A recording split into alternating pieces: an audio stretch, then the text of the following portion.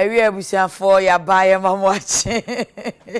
Those that are blowing cases early this morning. Yema ye watching ye the Adekye Nsroma you know and January 14, 2020 and I ye de Bremu January bosumi de to so edunai. A man for say I say January no watch go slow pa won konanim bi say my yem bi say ogina fa kosa ne ebi say I feel now be hu January wono bi say o 72 days ebi so 92 days na so wo yes kokota ko de opo nya sa chichide kan ne ke obepimala se si ayi di aka kuma be 2 days bi ne adwam yi de na se afa na aka no so de ye de ne be kwa kogu nyame enkakra enti saa ye te ya nso say ye sommo ekwampa so eni giemu ni ahonke council no nko efise eye akwanya kese eni ye nya enti the joy alone ye de be sommo no ya na eso ye de kase bo no abramu awie enti saa abra die ye be hye ye hunkran na afi ensema hodo ane enkrata no de ba ye no ya bobo so tew na ya kopem komo nso wo ho adi efise ensem wo ho papa ensem wo chese mia me bunu ita me di tumi hui enra ye se nkwanhia bi asi wo tano so ama tano so aye kan ye tachima tano so eso tano so ni ti so ena emantam no etie enti ofa ha obehia tano so ofa obehia tano so ya me kan ye tachima tano so de ufiri kumase ko tachima ya ufiri no ana ko ni tachima na wo ko de aka na chese hansa na wasi tachima ne hodie ene ye kan ye sika bi eso battery set ye ni ene dru tano so na edenchi ye ekogu nsu anim enti kura na mo mo se o manfo mo enum aso tano ne nkwado o sampotem no me ma wo mo enum nsu efise asida na ewo battery ni mu no agu ensuo nim ye bekwa akopɛ nkyemu fi sɛ ebi anaga na waterfo betumi adane dane ani ana so sɛ enye de wo mu dane ani ama yɛn no ɛna ma yɛn num na mu wo a wonum ede kra ne jesu ene pan ekosa nsuo no wo mum esa na suo ni mu no pɛɛ no ɛna ebi ese mema wo mu num ti ye bekwa akopɛ nkyemu ɛwɔ ho na yahwɛ na ye pɛsɛ lawyer fo be kyerɛ yade anopɛ nso sɛ wo mu enwudwa Public Order Act ni mo mayen na no beka na wotwetwa mu num no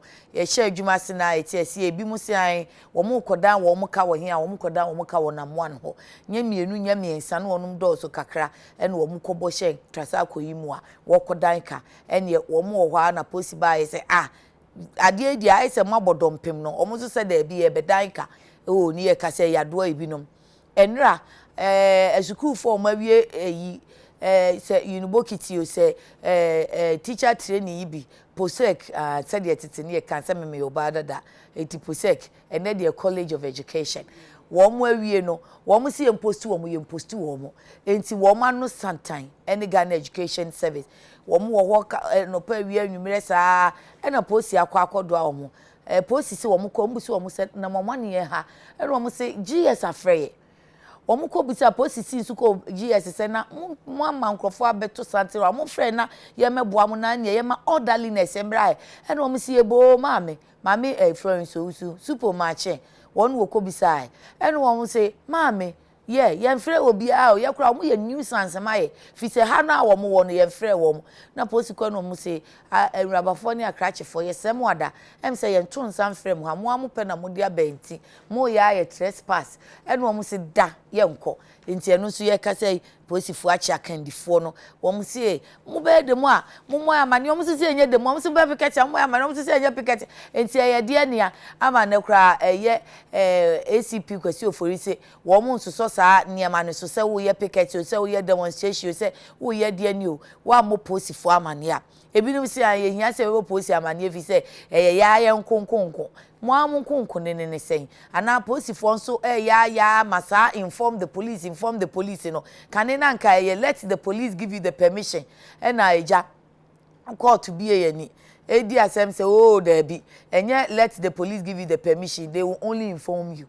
enti omu inform mo eno anu no ehwa kakra na wo sa lawyer fo no be kire yade se de be ya wo a wo fie no se wo si omi koya picket o se me ye peaceful protest o se me ye march o se me ye demonstration o ubehu wonso wasede efi se ehia pa na nya da na se posifo eye bibi kura na se yehu ni se wo mu duebo ye bebo wonti su bi wa na ye nso ye anye yaso di ana se ye ni ye nhihye ya ese se edi so nti ye be pese ene ye besua sa de no what is ye see demolition bi koso ahomachi yo sa anadwi eno nso won kran ha ye be kwa akopemu nsem na ye tie ne ye opi se nkomo we nyina ye betimi adikan ne ke ansa na 710 no edre ansa na eduhye and said me pese me pole crowd cry nti trust me measure me so my ye who cry na ye tie ho fo se ene ya upia di enye nsem nyina na ese nya Adekye kai se enra me kan Winston Churchill na se bi o kan ye say you are on the journey. You don't have to stop on the way to throw stones or to mind any barking dog. Enti enye nsem nyina na ubegina se oh me yi ano enti anopa bi o so enye se wo yi asem na no ebi o a ade a wo ye no bibi fufura betwa mu wo se we dia manhwe na ma enye mfi wa ebi so na wo betumi atia so na wakọ wanim enya se wo be sei eho adagye wati dia micho yase enye se o afi akasa mayi na nda bi ebi a wo beduru ye no enkomo bi koso wo betumi atwam na waba be ye de ese wo ye na nso be gina ho atie bi wanka bi but utie bi a de ayeden utie bi se o ebeboa wo adwuma yi a wo ba be yi ana utie bi se wudi kogina ba bi na nso oh na me ho metiye na wasom kro na wo so wudi akobo nso de ebi ho no mo nso a na enipa no wa hyeda se wo pese wo ka ade bi a ebe attractive ana obeye bibi a ebe attractive nti wo de akonwa besi kwan mu wo betimi afa nchen hey da umfa nchen da obe wa ju say oh we die memai no adoba for na pesa de de pa obehwa ne se mo age kwan aboso ba akofo na mienu bi mfom so no na wo masie Afrika nim gina wo de say enti afi obe na nipa posantini dika nachi na obia de pe bia na de obeto so pe no wo ko nachi kakra ko betimi ayi afa ho wo ko oba bi sabre no what save time watimi akwa de sese wo ye nso wo ama na affect wo nuanum bi nso enti ensem no bi ohono mu a betimi aye entiaso ama wakọ wanim adenti na opesa wo sesantiaso no eye no se eye akwansidie se wo bre wa na wa ma ne se wo bre enti ene wo pia di se ye adwuma mu se ye fie se ye suku mu no hwe situation ni ye na hu se metimi atia so akomanim kwan foforo bi da ho metimi ayi kwati kwan enti na mpanimfo enya kwati kwan ni momu kwan ebia main road ni nie nanso traffic ni nie ma wo so ni nti ohwe ya kwantia bi wa ha anase momu kwan bi da ene wabọ ne yes na wakọ akoduru honom sa pepepe na mpese me no de share hun cry say some of the situations you can utilize them as stepping stones. So you don't need to waste much time. Don't waste time on that. You need to move on. There is no time. Time will not wait for you. You need to progress. You need to move forward. So always look at the situation and see what best you can do out of it. It is not always the case that you have to follow the norm. You have to follow the queue. No, sometimes you can create your own alternative. Where it is possible that you can create your own alternative, please kindly do so for your own good and for the benefit of others. That's our motivation this morning. Yakunamani and Krata Abejaso and the Daily Guide. NPP tipped to win 2020. Farmer attempts murder. Suicide, and then I gave ex Maslock boss 50,000 Ghana cedis. Now it's a Maslock case that anwa and womo kane chief executive officer. Mami said in Atamaklu and Hono and one Gusu on ADA. Cop fired over Kumasi Stadium shooting. Thought he was interdicted, but Daily Guy says he's fired. Ghanaian Times. Easy will go ahead with new voters register. Inti was said ye wakano sa pepepe and obey no. Then Nigeria's Oni of Ife arrives for official visit on Saturday. Dr. Awal Joe Gatti are jagged overall best ministers in 2019. So who is your best minister? $4 million children's library project abandoned, says the CRI. And on the page 7 of the Ghanaian Times, cop interdicted for shooting football fan. We na minimum say interdicted no. Well, be an innovation. Daily Dispatch. We will be blamed if current data center crashes, EC bossman Asari says so. And then chronic kidney failure tops 10 deadly diseases at Kolebu Hospital. So Abigail Ashley say, protect your kidney. Protect your kidney. Focus on 2020 elections in Togo, Ivory Coast, Ghana, and others. The Inside, Tutag defiant as teachers continue strike despite NLC threats. Almost Ukraboka Kopemun Semetie said Tutag for the NLC said National Labour Commission say Monsan Komunyuma Sufficient Yamo Yeno, Etiamra, almost said Diana the Insights AK. Yebenya so a baby sign NLC for no so say Adentin was so woman Kobiana, Womunyanse, Wonuanse Papa. Then, CPP opposes new biometric register, the new crusading guide. You won't be left out. President assures Aveno chiefs ahead of oil exploration, and that we won't call off strike. Honor your word. Technical University teachers to NLC, that's two tags there. Foreign Minister promotes Ghana beyond aid in Turkey. The Finder, TUC on 2020 polls appeals to all stakeholders to cooperate to ensure peaceful election. And then First Lady charges hairdressers and beauticians to prioritize creativity. Ehia papa said ya oye no kanena sesa na oye no a enwi na aba no kra sesa kanena nkaja ye pam ene ye call closure ene aba frontal nti so anye bi saa ene obre tailor for no mo time wo mu ni so anu na me ka che microphone sorry say year of excellence mo wo yo bibia ni pepepe wo se na ye ne ne wo se china ye ne china nye se wo beka se china for beba no madam me nwie ya ka hemins we ye be nda yi se no be hwe no de wo ye na na obi ye enso no asesa ne di wo so ye designer wo ye tire wo se me ye hair stylist mo de na nti se de first lady ka no ma me no mo man sesa ye emremu. The Chronicle, don't use my court as a doormat. High Court judge warns council. Newmont gold crop or gold cop, Ghana is a cheat, say Ahafo resident. Land guards chop off fingers of land guard. Say your mom sadia. Daily Statesman, boycott upcoming voters registration. NPP Communications Director Des NDC resign before joining partisan politics. Ato Arthur cautions civil servants. Daily Graphic, diffuse growing tension over register. Ni Okwe Douna the Sixth tells Peace Council Jospon Group to deepen operations this year. NRSA awaits policy direction on Okada use. It follows 732 deaths last year. ECG wages war on power theft. Task force embarks on surprise visits to premises. And to the multimedia group, you are 25 years. We are in the industry fraternity, so congratulations on your attainment of your silver jubilee. Multimedia for Mamuchi Enkwa. My young coding come away emra quickly. Ni Abose Gideon Pakpo, wono a member, Emma Ni Saka Mamobi family. Na honum na yese demolition bi ko so no. O de mame kope mu nsem ntiemra. Ni ofa na emi aboy. Yo, me no, you sister. Ah, o twebole o manye. Ciao, maniaba. Ni facha me dia meti ana maka na fe na mi budoko no ba ko na masua ba ko nti ye be hia biem no na ma graduate kakra makoma ni.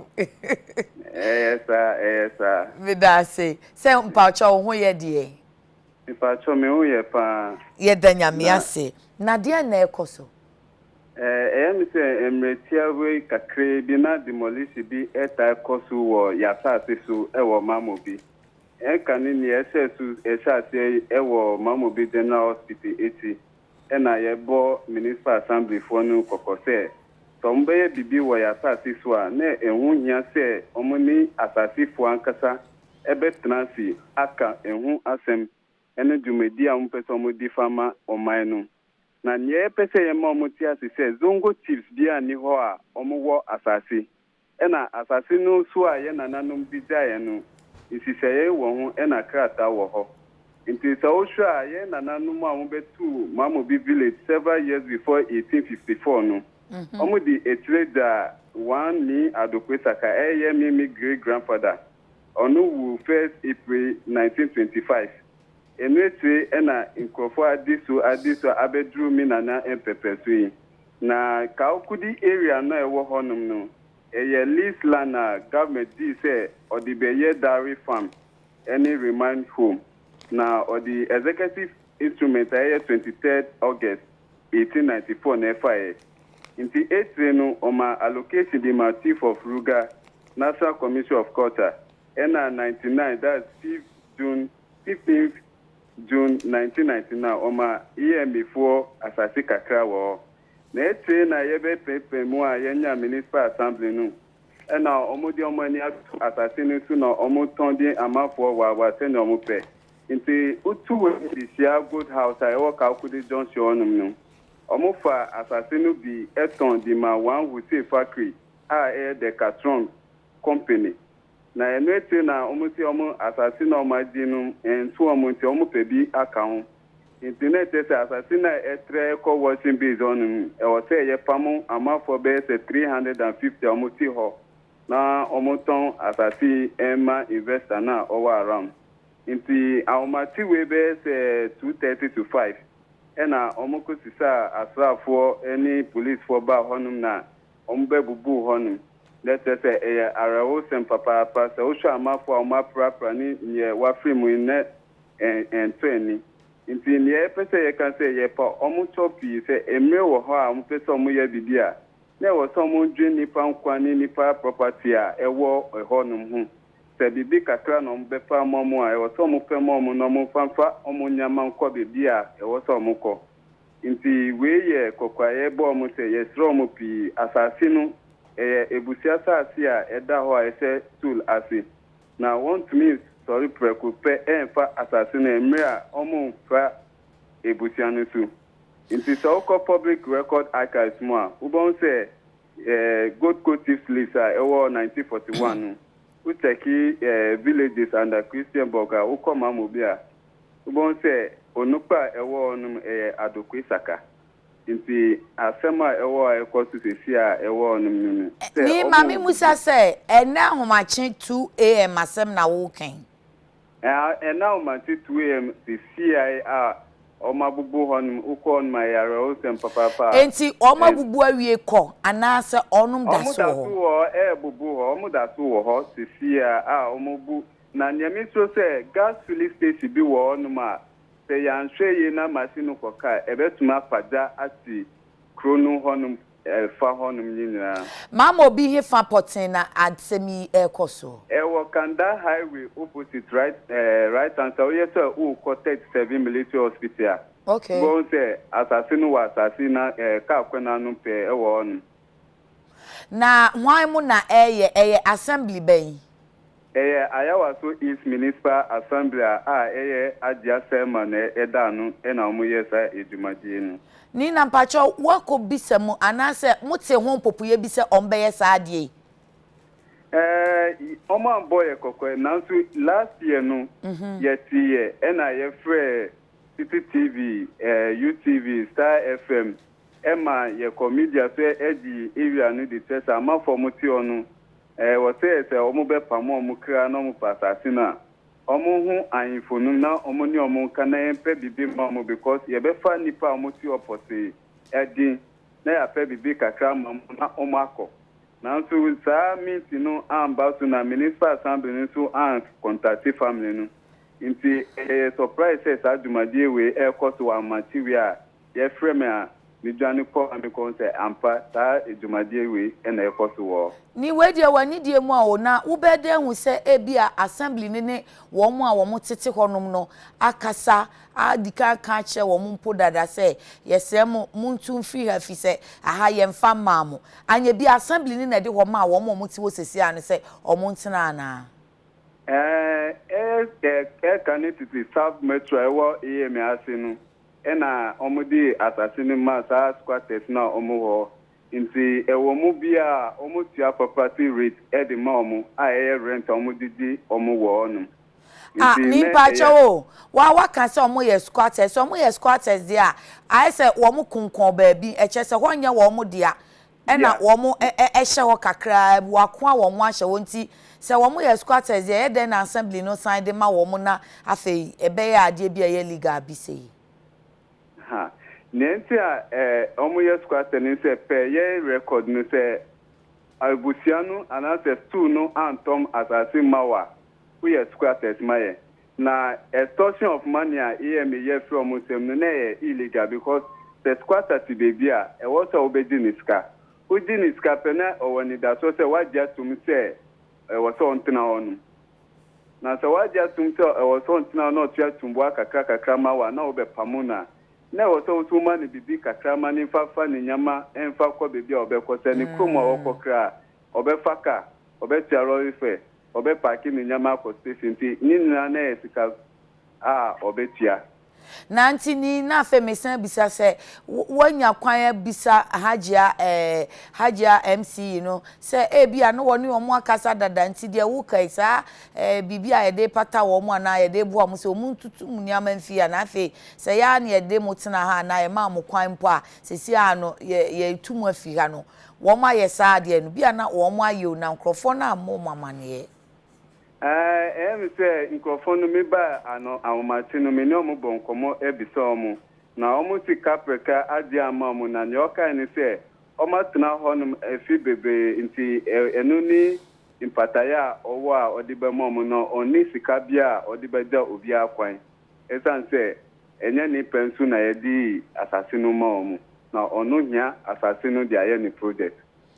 I see ono personal projects and answer assembly ni momu na wo be project wo so e be boa yi sa municipality ni nyina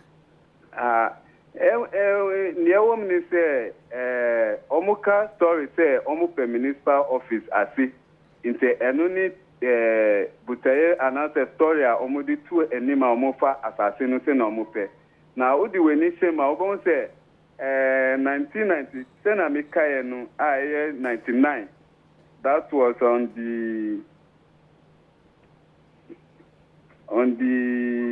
15th of June. Okay. And government here certificate of allocation. Edima municipal chief executive kani AME. Okay. And ohonu na tibia omuti sisia. Iti niye ibusianu pese yenka chomu se government asa amamu allocation ewo bebia omu bubu sisia no a. And there ewo somu fambetre ibusianu na yensu ye amedi ye record. Esa say ya asasini nyina no government egie no compensation o ma maye nyina so o ma fasi say ebusianu su nya ska ye niska uswe akaga secondary school so a enu su ye ebusianu asasi a aban so afa aya di compensation 80 yan sanka enu ye 26 acre. Inti uswe mamu bi dena ni baby aye kan sesi enipa dodo sen na etiso nipa be say 350 en eti honum. Oh okay omo ti wo se omo abubo kios omo fie anase omo ye nwuma hodo omo abubo kios no omo ti o block dan a ewo no kwa na ye mox a omo ti kakre bi ewo honum na nya aka nyina de tabu dan kakra bi na omo abubo a omo ti o omo ti wo se omo fie anase omo adwumam bi mu edwumam ena bi mu fie because asase to 1 acre asase a omotisu ya te se de wo mu ye na homachi ye nipa baako awu no krebe ne wo nukra ewom ni se mame bia oye seamstress a o training amafo be say 25 wonum ni shop no na yebuye na ni worker baako frɛ ne ebona mane se madam Udana wa bibia ye juma no yaba abebubu nti shoka eka mame no na emani efree mu na yenya opinyi ba ku so onu no masala wo mox na omati wonu a ni nan abu essence omubu dan gu ni tum na wada wodem nti onu de owo 37 hospital all the treatment nti omo ko ye no nkrofo adeda na omo hya ase se omo bubu omo anfrɛ wo omo se mu mpio ye Baby, I'm off for the dining and no man from no much as it on Mubu Fiti, watching business war. Until war betty they know now, Johnny, I feel them. Ye, my own for Unyama be own for penny beer, ye, and if ye bubu strategies no agusu. And I am a light no to air touchy power. Until I'm off for no who says so there's door to woman in tea. Almost to some Becca and almost to some bang. Almost so. I see. Ni yebeda sepa. That's it. So. Ni abose Gideon Kpakpo ye member man ni Saka Mamobi family. Na womu na wose asase a eda kanda highway ni so bia eche 37 ehono mono. Bia bi ese assembly no ayawa so wose ayawa so central wo. Ana east ya. Ayawa so central for asase. Assembly no ye demolition wo so na nsem no said ya no ti enya ya prince ye nkohwe se ebenya assembly no so na ye bisa wo mo say ye wo mo na wo mo na nsem no etisen ya nkasa sa na tienti sister my fan krata na ye ka election register no there sisi ano aye something which is there it's a bedi kan a one go project or 3 papers emu if you say wo mo nyina ka elections asem no ti for Ghanaian Times for the finder na for Daily Graphic na ye de abato no register no can na fi yenka diaka nti yako page 18 of Ghanaian Times will go ahead with new voters register, says the EC.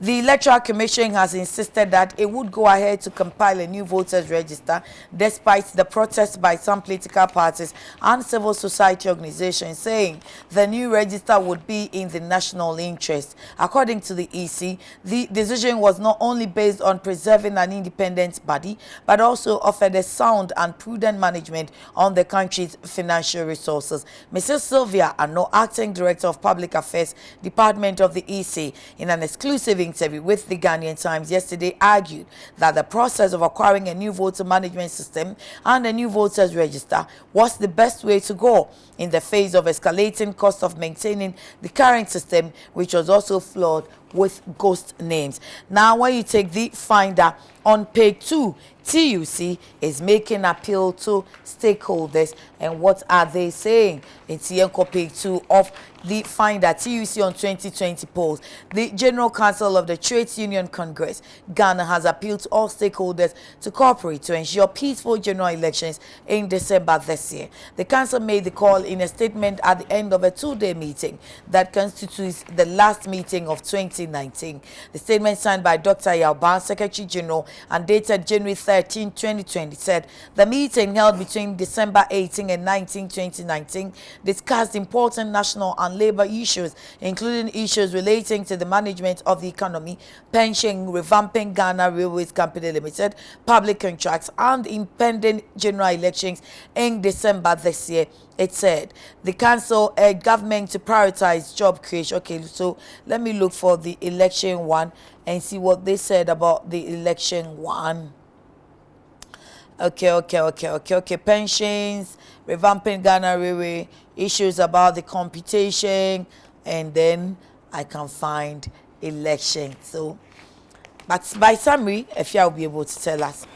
Daily Graphic front page, diffuse growing tension over register. Ni Okwedouna, the sixth tells Peace Council. The National Peace Council has been urged to take urgent steps to diffuse the growing tension between the two leading political parties in the country over their disagreements over a new voters register for the 2020 general election. The president of the Greater Accra Regional House of Chiefs, Ni Okwe Kinkadouna the Sixth, who made the call, said the situation at hand called for immediate meetings between the leadership of the parties and the EC to discuss the way forward in the interest of peace. The two leading political parties, NPP and NDC, backed by other smaller parties, have taken divergent positions on what they perceive to be ideal for the country as far as the decision taken by the EC to compile a new register is concerned. While 13 parties, including the NPP, are in full support of the new register, 8 others, including the NDC, are against the move,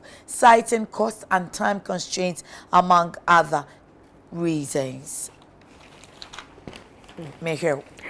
I was here for Yansha see the Bokata Mobosoni Emo. Yeah. Na me the Ghanaian Times the Bokata no and na Esha see. Kratafa to so edungo che and na wode ababetu dwa. Abato aso Electoral Commission wo na eka say wo so wakanta no awe abo agusu say osu abobo bebi omu gina and na wo mu ejina. Enti new voters register and the kiane ken ebeba so. Wo mbe compile pa mbe frase atwotwodi no akeka enema ba ku mienu abom. Se parties bi pini so. Se wo mu empini so. Waka so obeye fofo no ya. Na wo mo ebeye na Electoral Commission say sa gina ye ya wo mo asie ebeboa papa ama Ghana yensi kasem kra ene ekanke ebebo na bato ho no ni nyina etumi aba form. Acting Director Emma Public Affairs Department wo Electoral Commission Mami Sylvia Ano na woni de obofo twetwe nkoma wo che se wo hwe mfidie dada ewo ho eka ebebo ede asiesie ene empo register dada na eno so koma ensamadi bebre ewo mti na eho behia se Electoral Commission panyufo de wo mo nan esi form na wo mo se gina se ekwan biara so afi 2020 aba ebeto no wo mbeye voters register for e de ama omanfo ato aba no. Yensha story for the find that the Obokrata and Kratafen to so emi no.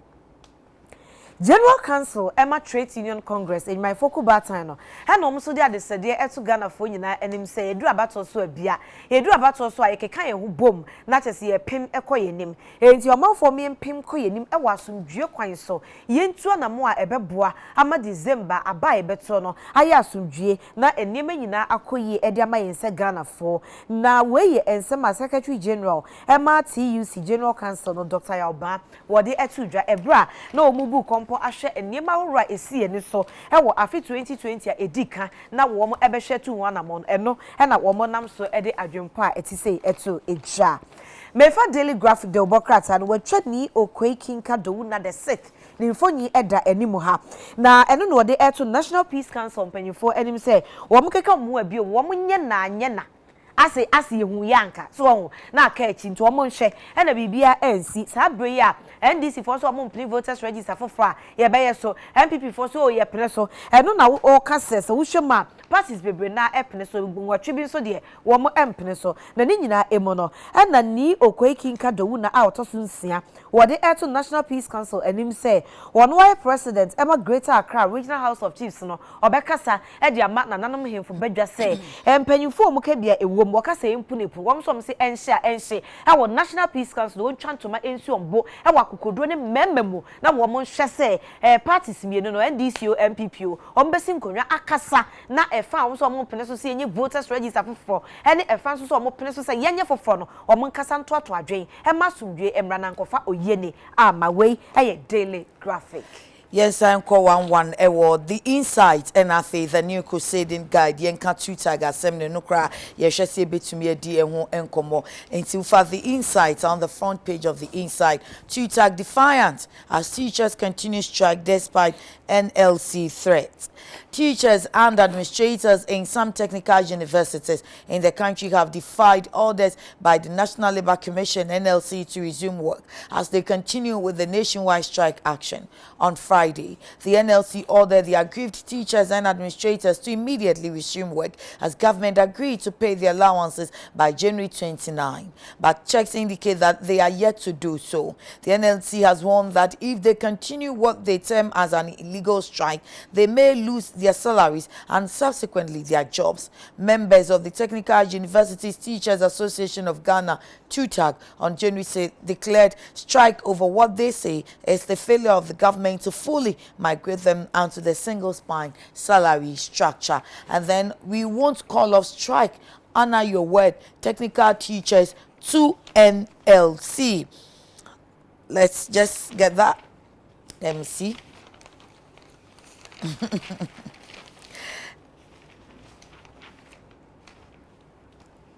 efia mami nkodi nkomo we mra na hwesa story ni mu mami na yenkodi ensuo ni ho nkomo emra owura Abraham ejei kwaten bono ahafo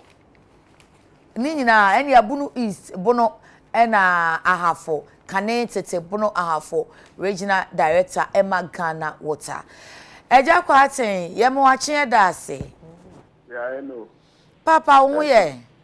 Nyame na do me ho ye mo so e Papa nyame adom yense ho ye da ase anopai de enura nkwanhie esi ye wotachiman tano so na car no so battery na denchi agu so tano mu na enam so nti ye te ye se nadmoni MC ye wotachiman municipal se nsuo no aye contaminated fi se acid agu nsuo ni mitimo o manfo nom no na ye busa se etisa na ene wo manfo no wo mo beye da fi se ho no so de tano ya na mo so so ema wo nom enum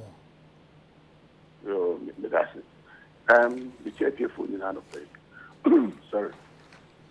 and correct and no articulated bi kofie loss of acid and onya kwese wo tano so bridge na afemo na eje containers na wo so acid ni na pipe kakra bi na pipe gu esuru mo na the good news ni say more upstream say Techiman akuma dan ne important mono die nyame adum bibia esi omunya oha bia bi say enso na ye city edemo omonom no ewo upstream ke say ewo enso na titi eni anafo say how ka kai woni omomo enu musu no directly free tano no mu na esi tano so eba betu abesim nkronkron do a wo ho no mu no musu ni na wo mu na how kakra so mu no musu no direct free tano no mu a wo mu no benya how kakra ti say ni bia ade no ababedru ye ko for former wo mu test say beya ebehu bia isu na du anopay ni a me bomodina ye nyina yakọ ya ko die chire ni na gbofo ni nyina akọ ya fa isu na so no sa na yakọ bia isu na du na de o say ye bia ye be so anu a an ha obia no ye be Papa metewase ya na chese de wo bu pipe de e wo sampotem wo no enya ade a ehu enu de asemu ni ho o mu ni ha obia okay isu no ye titiri wo because the MCC na pampa bu hono wo say wo baby a ye etiti so na the downstream the isu no etina court form no anafo no titi awie no anafo good anafo hono omu a ono kra mu num no directly filter no mu no omu na so omu num na se acid na group a obenya hawo wo say isu no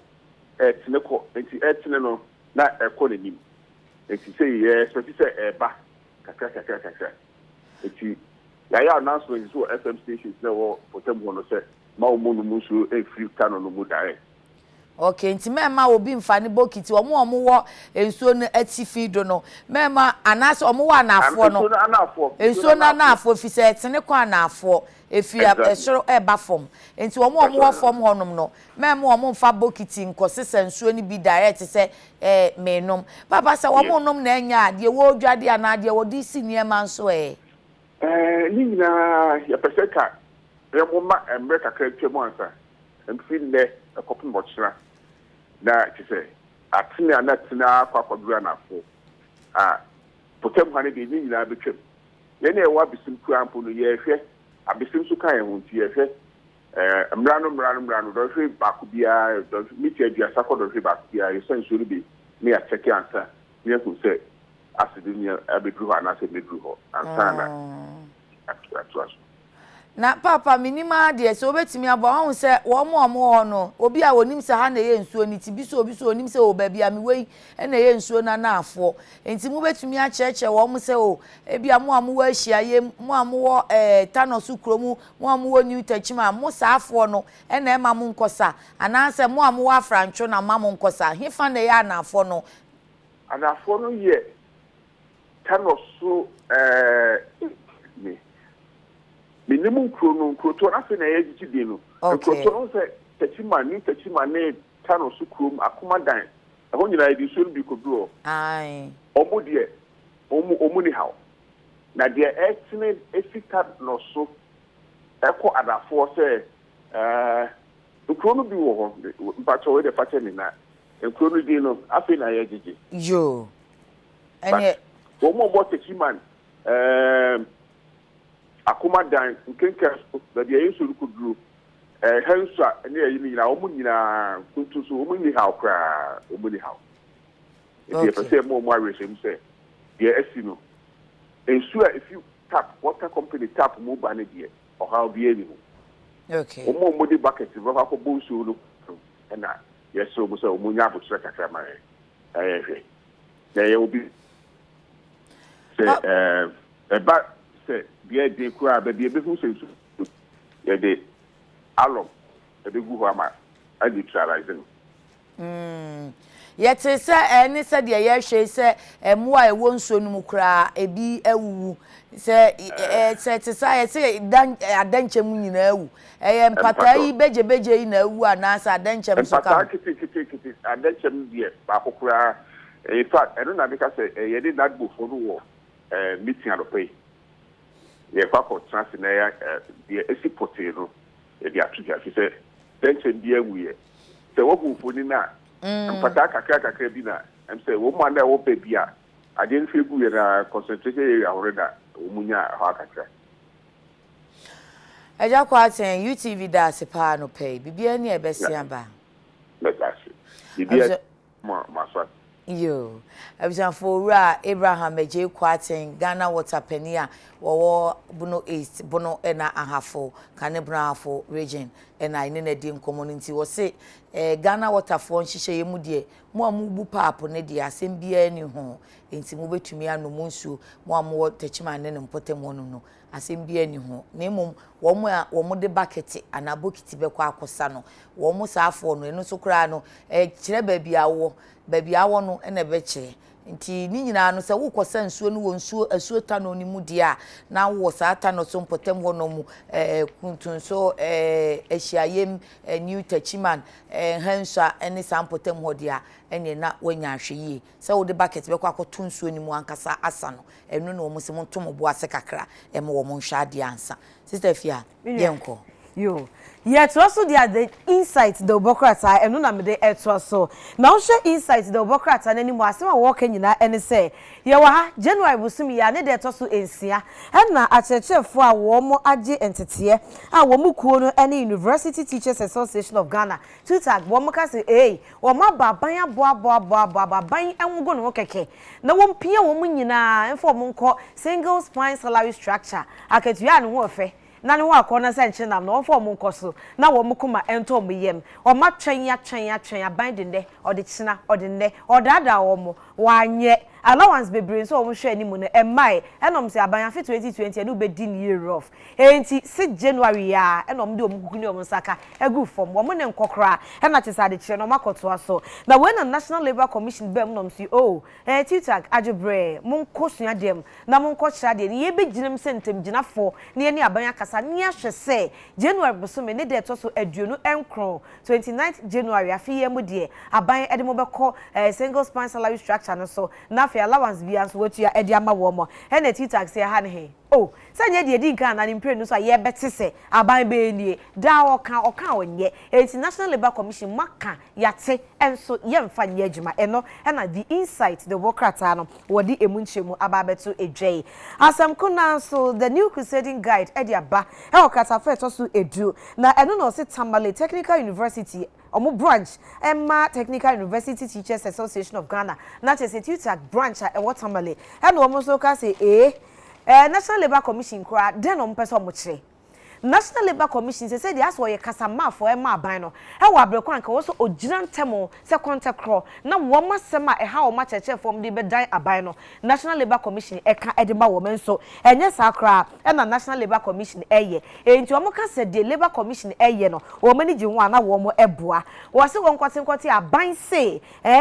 Technical University a wo Tamale no wo mo de ye ni o mu data na che se o mu di o mu nkrata asem ne bibia wo se yenya form no o mu ni e na o se aban boa oboa ehu wo twantro December ya wa ma yaketua December ketu ya buy data bay and we did you mano enti yem fa data for man ne anaso sort na data dada na wo no eno a na won fa nya adwuma na so wo se won fa nya adwuma so dia yen so ye kama ban ate asese yen tamalefo ye de ntoma abo ye nuanu tuta ga wo Ghana fa na nyina e de ado enya de a strike no ye betwa mo to we e de new crusading guide dia wo de abetu so As a Yemfa Daily Guide, Yemra page 3 of Daily Guide, MPP tipped to win 2020.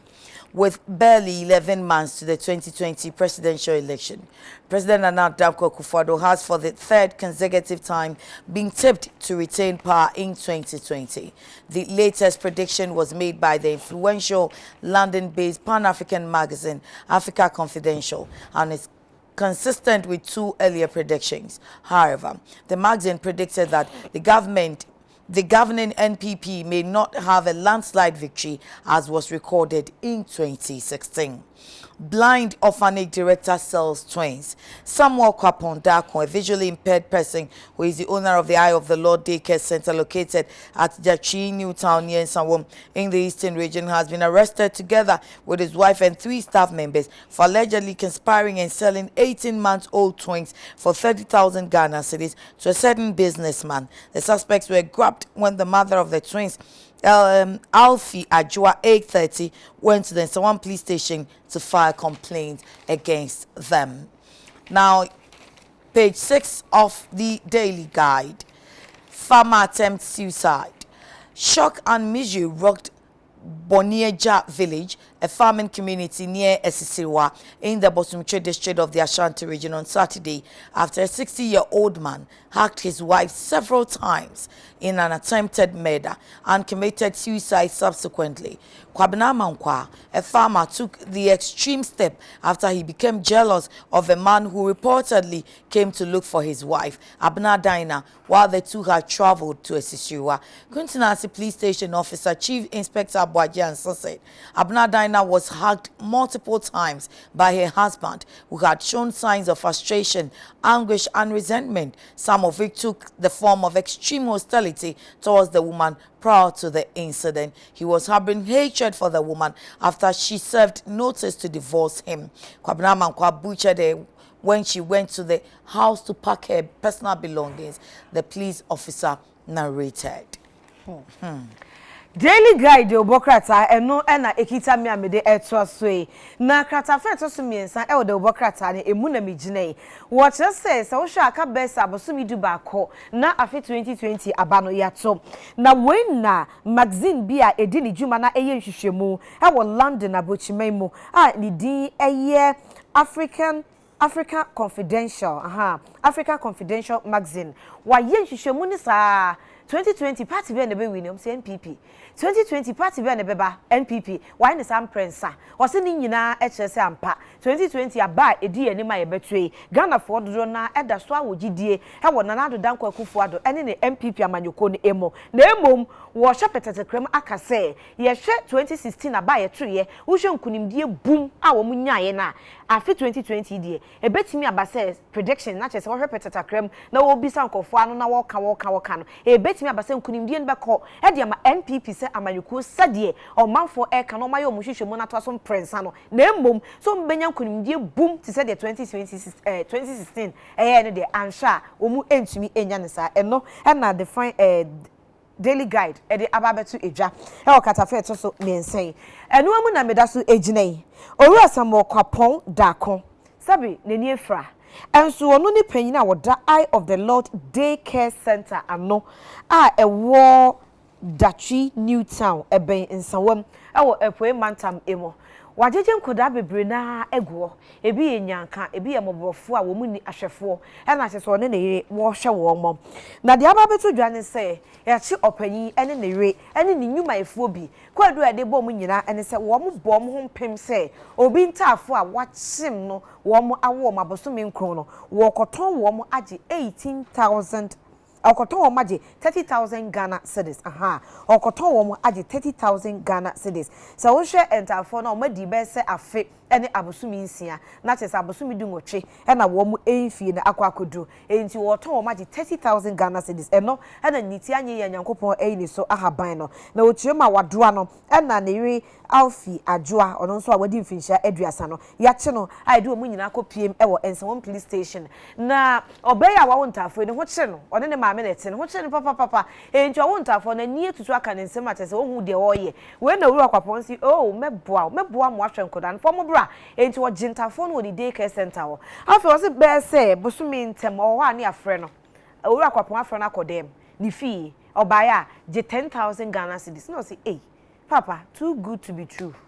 edi ade na maye a me deserve say ma me 10,000 Ghana cedis sa wo bo maba so ana wo de che me sese wo say oh say e ka say e beboa wo sa me kan sa me boa mankoda no hwe wo mo enti nkure wo me day care center die won so sa abaso bode say me de 10,000 Ghana cedis na emma wo enti je e no say ah sa we de me na kakra meji na emomunim ma me mu 200 Ghana cedis pe na me fante te me ho me ba de aka ni nyina me ba beje ene oba tangi 200 Ghana cedis na bam na no ano ene Nsroma police station okwa na o se ya no mu anyemi a me ntafo ye ton wo ampa obetwa no aba na chense ntafo no ko ma ton wo mo dada a wo mu ni day care center ho nyame ye mrem no owura kwapon woni wo yire ntafo no wo hia ni aba obi din se wo mo na ye ton ntafo no e ma wo mo Kratio se maame won so bra police station wa ma enso de ntafo no suman ene ye de ba police station ho enti so de ntafo no suma ba ne ya je ntafo no he de wo ama wo maame nenso opanyi kwapon na yire ene no yuma efo bi de daily guide e ba amane se ya do wo mo Nsroma police station a ho e na asem no e wa enne daily guide e de ababeto eja Krata fe to so ensia e wo de wo krata no emu ene maba begire na ade hye omo boni eja ekra a eben esisiriwa e obosom twimensi e wasantemantem so mehu asempa o okuani bia wadi mfinhia eduosia okuani kokwa apaya den o se ne yire abena dan na a one ne tie no kaka na bema bi aba e behhehye no kaka na bema bi aba obehhehye no se what se me matisi kai ho ade bema bi behhehye se de no ne wo ye aha sesei unim se mani chen eni nan obehhehye sesei enti ode ne yire no ho yaw ene otan ewura ni mo na etan enyina Bible say den ebe nyin say boni enti na braso say boni na obedie se kan na otwe yo se kuma na otwe yo ode ese ne yire nso ka wadwudwa no empanyin si mekun no ma ubi se nya mensem owie no e na odwane ye odwane kote baabi a se onye bema afa ewudro poison wanom amonu so aye peche enti omanfo ko hu na teso no so akaka krampo na watina nanom e won se do a yabo na bongo dina kwa kopiem e wo konfa no chair sabia a oni oba ni nyina e wo a ene arehosema enti se daily guide e bo amane katafa etoso ense Yemra in Sonwono. First Lady Rebecca charges hairdressers to be creative. The First Lady, Mrs. Rebecca Akufo-Addo, has urged hairdressers and beauticians to show interest in creativity. She said it was important for them to have a firm understanding of tried and tested modern techniques for them to sustain their relevance and be competitive in the ever-growing business, lifestyle and fashion across the world.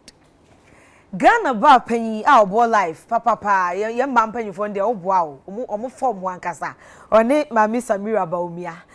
na Mrs. Rebecca Akufo-Addo wo share beauticians so hairdressers yo musesi eti homa ye ho ye fe eno se me nuanu ma mo bo mo ho so mo ye adwuma mo moni adwuma na emu mafutuo ba ko amede mma mo ne se ewiase mpanyin se bread dane a na wadane ohu bi on se mre bi atwam ne de ahoma ne pam tini saa na o ma pam na si po bare enso na eja ye hye ye nim WhatsApp ene technology aba eni bie na ba ma eni ma sesa na esesa on se ye di closure eye no ne ye di frontal so eye emma enwuni ye fe be bia utumi de ko na wa ye kono fefe enti Mama Rebecca Akufo-Addo etu oma omo yensa no dwuma bi ti se eti ye ne ade ne se ene mfidi aba bebre aba o tongen machine de de kase bibie aye de eye eti ade no mu nsua bi enka dada na omo enim no ho no mo mpe abafu nim di a ye fa so di eti ebema na ya kono ebema na ye fe na mo anya sika e wo mo da ne da dwumedi a omo edie no eno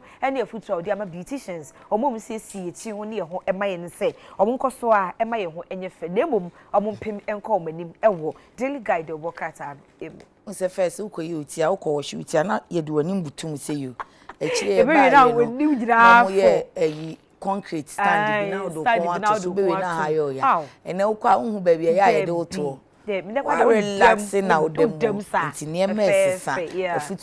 but time Yemra the Chronicle Yemra page 9. Newmont's Gold Cup Ghana is a cheat, say I have residents demand of resettlement package compensation or no work. Residents of Nyamibeye Biposo in a Sutifi North District I have region have disclosed that if Newmont's Gold Cup Ghana refuses to resettle them and pay the compensation due them, there is no way they will allow the company to work on any land in the area for mining activity. The angry residents, numbering about 200, who are basically into farming, revealed this when they staged a protest to show their displeasure on how the mining firm is treating them. According to them, if Newmont, which operates in 5 communities, namely Kenyasi number 1, Kenyasi number 2, in Chocho, Sujedu, and Wamahiso, is refusing to respect and comply with the laid down measures for the affected people whose lands are being used by the NGG, there is no way they will allow the company to continue operating here.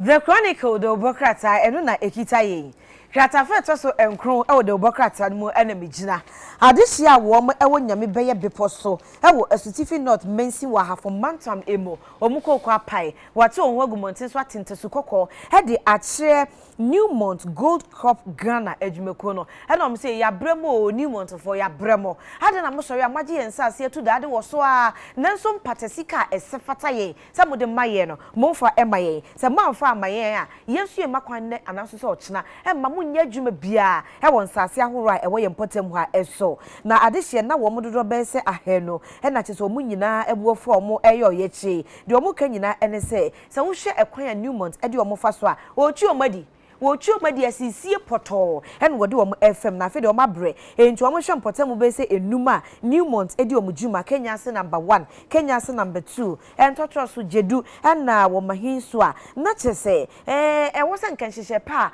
omu Newmont for edi egu akwan so e won nananom ne omanfo ni dimu se ne de beye adwuma e won sase ne so no e wo se wo mo hwe eye wa hwe wo ma de bepem ne Newmont enya nka bibi papa bia emfa nche wo no mo se mo antua nso a yenso adwuma no ye ma mo nye e wo yenso yensase eso we another Chronicle e de abakasa feto so call Yenfa Daily Dispatch in Ukraine. Dr. Chronic kidney failure tops 10 diseases killing people at Kolebu Hospital. Dr. Daniel Asari, if you have been on back page, the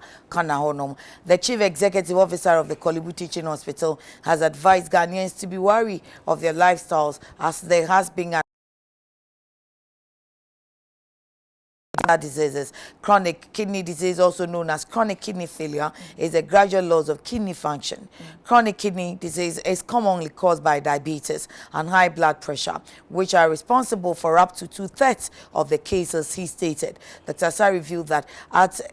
revealed this at a media engagement in Accra. In 2018 alone, Kolebu recorded a total of 547 chronic kidney disease cases, which was alarming because figures from other facilities were unknown. And then in other cases, other said diseases that have increased or that have seen increase include stroke, 488, pulmonary tuberculosis, 277, hypertension, 223, and pneumonia, 221. The others are diabetes mellitus, 201, congestive cardiac failure, 195, severe anemia, 162, and then hepatitis B viral infection, 71. Daily Dispatch de Obokrata enye Bijina de Obokrata na echi ho Dr. Daniel Asari Chief Executive Officer Emma Kolebu Teaching Hospital Ghana for otu ye nyina efo se suban bi ene ne ye bi aye no enye maya pomudin aye nhwe se ebetumi atwe ye ho afri ho esan se sa abo mu nyarewa kidneys emu nyarewa no o se ma na emma no homene so ewo Kolebu ayaresabia na de doc kan se wo mo mutanya bi pa na se de kofa ba eye wo mo ye ayafo mo diabetes esiche yare na afi high blood pressure for no wo se wo mo pa na etoda edidi mu abekonu se bekwa wiase no na chese ne kidneys no ni nyina enye adwuma wo se ha adwen pa ensisi ye fa yare no na ye chemu miensa na chese diabetic patient any pressure for no na tai enya sa bom nyarewa nti o manfo ma wani enna ho pa wo kasa afi 2018 hwe kidney nyare wa eba kolibono na eye ahenum aduanan enso 547 na chese eso pa ha adwen wona o ka se hwe kolibun ko a o yare wa horo bebre ko so ewa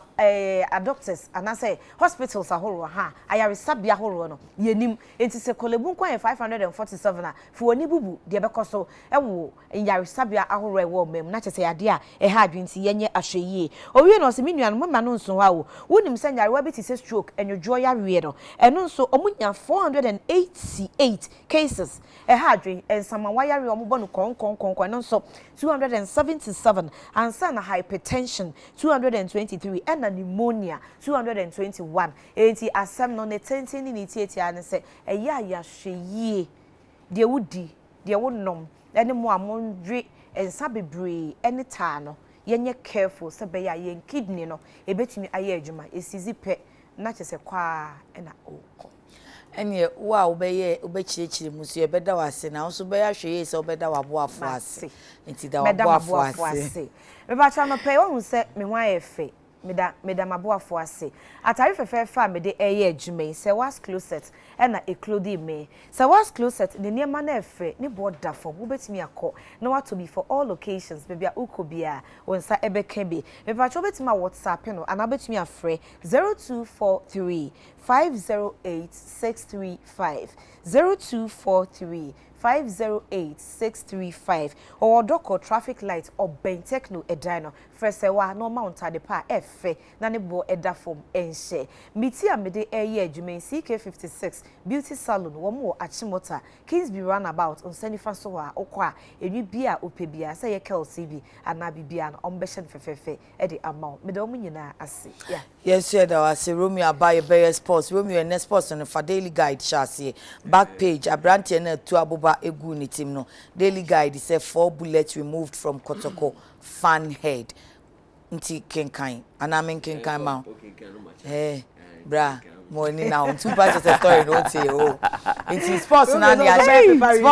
ashase it has emerged that doctors at the Komfanochi Teaching Hospital have removed 4 bullets from the head of a Kotoko fan shot by the police at the Babayara Stadium. The said fan was hit by a stray bullet after Kotoko's 0-1 defeat to Brekum Chelsea at the Babayara Stadium on Sunday. According to management member of the Asante Kotoko, Nana Kwame Dankwa, the fan who was shot is a driver. He is a driver. 4 bullets in the Yemi 1-1. Hey. Because we thought say be cry a rubber bullet be na stress and pressure na few moments. Because OTA your reporter no my feedback na say a rubber bullet and run so FFO na issue ban e dey Kotoko say for now omo mbo match Kumasi and so mo can rubber bullet. Okay. Enti say me who 4 bullets. And I'm say near can we can daily guide here. Say daily guide say Komfanochi Teaching Hospital one more say omo approach support ano and omo yi 4 bullets every the team dey say obewu waka semo bullet ba ko na go team 4 dey ba Romeo waka sempa bullet for team na oda so ti ase na me ka se ade na egu nani hu ha entinani ni na asai nani hu ni na so na bullet for team go bi team say yeah we dey know sempa and Nana Kwame Dankwa I know your Kotoko operations or say sa support ano oye obi otwika okay because she ball about efia yare hosem na nso mema ye mfa yakoma ni eche bebre obo bia na enye bullet pa as bullet bia na ye rubber no because most report amaka nya say rubber bullet and na me na wo be ma mo tutu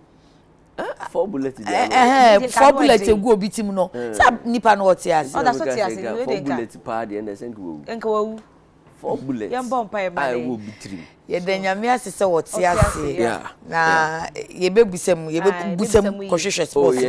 eh rubber bullet ni bia na ase ye bullet am ye ne to PR no so wo hobby okay ye ne ba be kasa e fe no Kennedy Boachi ansa Any say yes, I cannot penal or chichimu. Say a bullet and I say rubber bullet. Okay. I know it. Any sports. But I say it's the idea to us and I don't pay. Now, for sports, no, Emma kind of facility can call Emma this way chocolate drink or so do here no. And no, any one so she sounds so.